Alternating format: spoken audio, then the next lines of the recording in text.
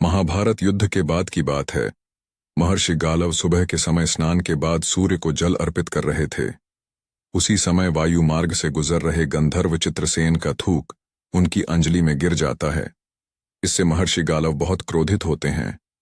वह खुद उसे शाप न देकर दंड दिलाने के लिए श्री कृष्ण के दरबार में पहुंचे। महर्षि की बात सुनकर उनका आदर करते हुए श्री कृष्ण ने 24 घंटे के अंदर चित्रसेन का वध करने का वचन महर्षि को दे दिया। उधर जैसे ही नारद मुनि को इस बात का पता चला, वह चित्रसेन के पास पहुंचे और उनसे कहने लगे, जो भी दान पुण्य करना चाहते हो कर लो, क्योंकि स्वयं श्री कृष्ण कुछ ही घंटों में तुम्हें मृत्यु द्वार भेजने वाले हैं। ये सुनकर चित्रसेन घबराए और तीनों लोक में शरण मांगने लगे, लेकिन किसी ने उन्हें अपने यहां शरण नहीं दी। आखिर श्री कृष्ण से वैर कौन लेता। अंत में गंधर्व अपने परिवार सहित फिर से नारद जी की शरण में लौटे और उन्हीं से कोई समाधान देने की विनय की। गंधर्व की विनती पर नारद जी को दया आई और उन्होंने चित्रसेन से कहा कि तुम अपने परिवार सहित आधी रात को इस जगह पर यमुना के किनारे विलाप करना। एक महिला यहां आएगी जो तुम्हें विलाप करता देख तुमसे कारण पूछेगी, लेकिन जब तक वह तुम्हारी सहायता का प्रण न ले तुम उसे अपनी समस्या मत बताना। चित्रसेन तैयार हो गए।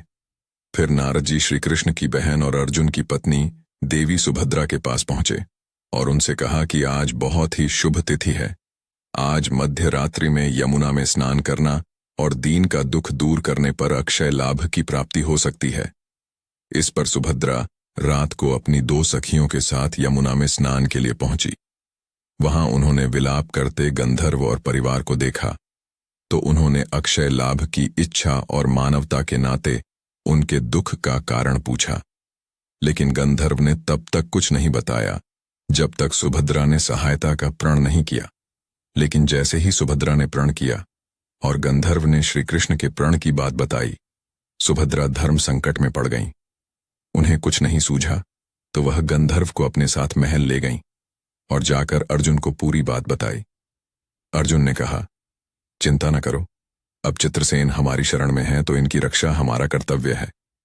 उधर देव आर्षि नारद श्री कृष्ण के पास पहुंच गए और उन्हें बताया कि प्रभु, आप गंधर्व चित्रसेन को मारने की तैयारी में तो हैं, लेकिन स्वयं आपके प्रिय अर्जुन ने उसे अपने संरक्षण में रखा है।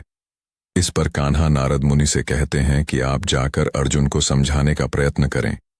नारद जी अर्जुन के पास आते हैं और श्री कृष्ण का संदेश देते हैं। इस पर अर्जुन कहते हैं कि मैं स्वयं श्री कृष्ण का भक्त हूं और उन्होंने ही मुझे क्षत्रिय का धर्म सिखाया है।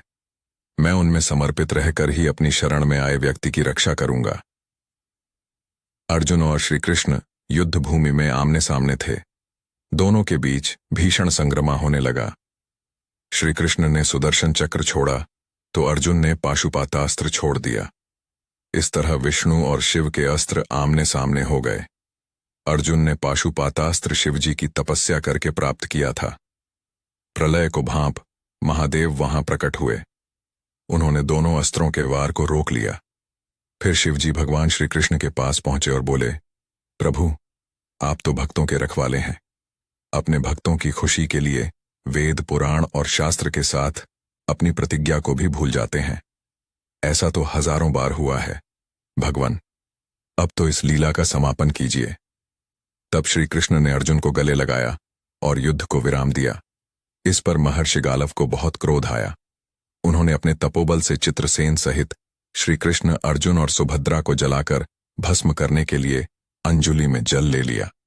जैसे ही गालव ने जल लिया, सुभद्रा बोल उठी, यदि श्री कृष्ण के प्रति मेरी भक्ति और अर्जुन के प्रति मेरा प्रेम सत्य है तो यह जल अर्षि के हाथ से पृथ्वी पर गिरे ही नहीं। ऐसा ही हुआ। जल पृथ्वी पर नहीं गिरा और गालव ऋषि ने स्वयं को बहुत लज्जित अनुभव किया। फिर प्रभु को प्रणाम कर वह अपने स्थान को लौट गए।